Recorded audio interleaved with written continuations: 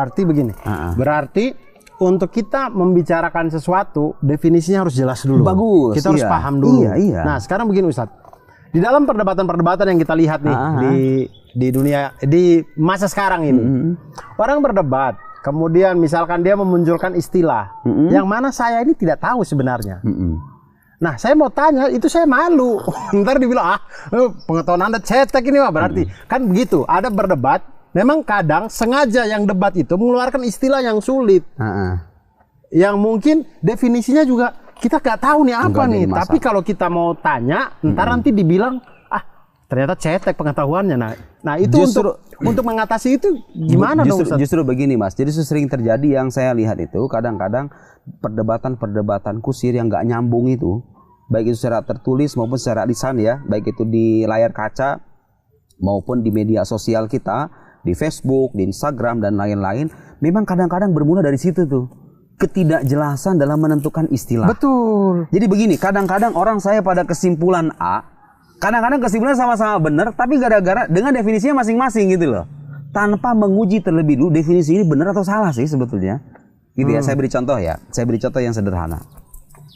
Misalnya saya dulu pernah berdebat tuh dengan salah seorang profesor tuh yang ngajar di Amerika.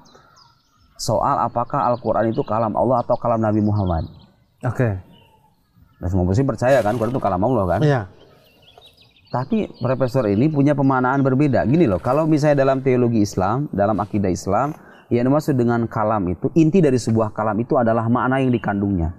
Ini saya ngomong begini, kalau nggak ada maknanya kan meaningless kan? Iya, iya. Jadi yang menjadi inti dari pembicaraan itu kan maknanya, ya nggak? Betul. Bukan susunan katanya gitu loh. Iya. Jadi susunan kata itu ibarat wadah, Mas. Ibarat wadah yang menampung ide atau makna di baliknya.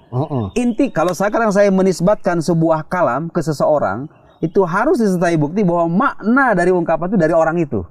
Saya pengen ngutip Abdur berkata. Abdur berkata ini harus dipastikan bahwa makna ungkapannya dari dia, iya nggak? Iya kan? Sehingga saya bilang ini kalamnya Mas Abdur, iya nggak? Nah, tapi profesor ini punya makna berbeda. Bagi dia, Nabi Muhammad itu kan melafalkan Al-Quran dengan lisannya. Ya, dengan lisannya. Itu dijadikan alasan bahwa itu adalah kalamnya gitu loh. Ya kan? Paham nggak? Ya. Sementara makna dari kalam yang dijelaskan oleh para teolog Muslim itu adalah makna yang diekspresikan dengan lafaz. Karena makna Al-Quran itu bukan dari Nabi Muhammad, makna Quran itu dari Tuhan gitu loh. Nah, dia sendiri bilang makna Quran itu dari Tuhan gitu loh. Dan dia sampai pada kesimpulan Quran kalam Nabi Muhammad gara-gara salah dalam memaknai istilah kalam itu sendiri. Debat berjam-jam tapi pemaknaan kalam sendiri nggak dia jelaskan. Paham nggak maksud saya? Paham. Itu jadi kalau misalnya diartikan kalam itu ada sesuatu yang dilafalkan dengan mulut, ya kadang emang ada benernya juga. Quran dikatakan kalam Nabi Muhammad gitu kan dalam arti itu, tapi itu pemaknaan salah gitu loh. Lihat, dari pemaknaan istilah yang salah Anda akan sampai pada kesimpulan yang salah. Gara-gara masalah istilah doang nih. Betul. Karena kalau kalam didefinisikan seperti itu, bisa juga Al-Quran jadi kalam Jibril. Iya kan? Iya. Nah, jadi begitu. Makanya kita harus pertegas dulu nih. Makna kalam yang kira-kira tepat ini berdasarkan penjelasan para teolog, para ahlinya apa gitu loh. Nah, saya bilang nih, makna kalam itu al-makna al-qaim bin nafs al-wa'abbar bil alfad. Makna yang berada pada diri, pada suatu sosok. Saya misalnya, sebelum saya bicara itu kan ada makna-makna dalam diri saya diekspresikan dengan lafaz. Jadi lafaz itu hanya sebatas wadah mengekspresikan. Bukan kalam itu sendiri, kalam itu maknanya gitu loh. Ya. Lihat tuh, orang saya pada kesimpulan, saya bilang Quran kalam Allah 100%. Karena makna kalam yang benar tuh begini. Ya. Nah, yang satu lagi bilang makna Quran kalam Nabi Muhammad, tapi maknanya beda gitu loh. Iya, karena definisi kalamnya. Bagus. Ya. Banyak sekali. Negara Indonesia, negara sekuler atau negara religius? Anda definisikan dulu. Ya. Sekuler itu maksudnya apa? Betul. Religius itu maksudnya apa? Ya kan? Oke, bunga bank itu halal atau haram? Perdebatan tuh. Ya. Bunga bank. Kita definisikan dulu si bunga bank itu. Ya, lihat. Ulama itu sampai pada ada sebagian ulama di Mesir itu berkesimpulan bunga bank itu tidak haram karena mereka punya penggambaran yang berbeda dengan ulama-ulama yang mengharamkan. Jadi istilah bunga bank ini deskripsinya gitu loh. Seperti apa sih?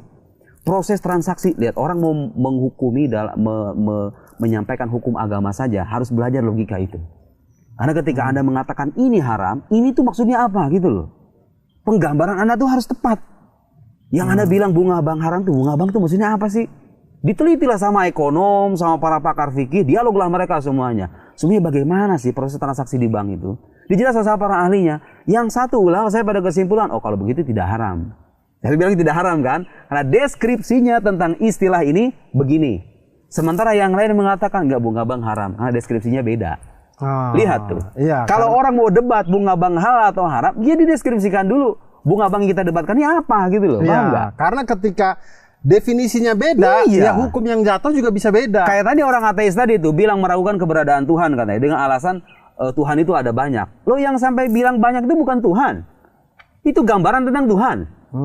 Kita pengen debat wujud Tuhan, the existence of God gitu loh. Wujudullah itu banyak atau satu gitu loh. Kan dua hal yang berbeda tuh. Gambaran tentang Tuhan memang saya akui juga banyak kok. Ya, betul. Yang dibilang sama orang ateis ini kadang satu hal, yang kita bicarakan hal yang lain lagi, nggak nyambung kan? Anda mau debat sama orang ateis sampai hari kiamat sekalipun, nggak bakal kelar-kelar ya kan? Gara-gara tidak ada kesamaan dalam mengartikan definisi itu. Ini Anda bicara Tuhan ada atau tidak? Tuhan ini yang kita maksud apa sih?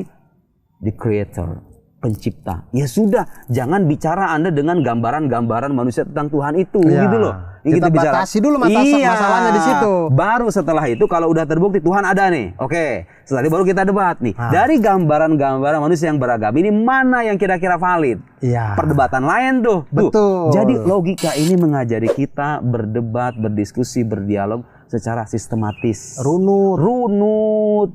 Nggak kesana, nggak kemari, nggak ada ujungnya kan. Nah,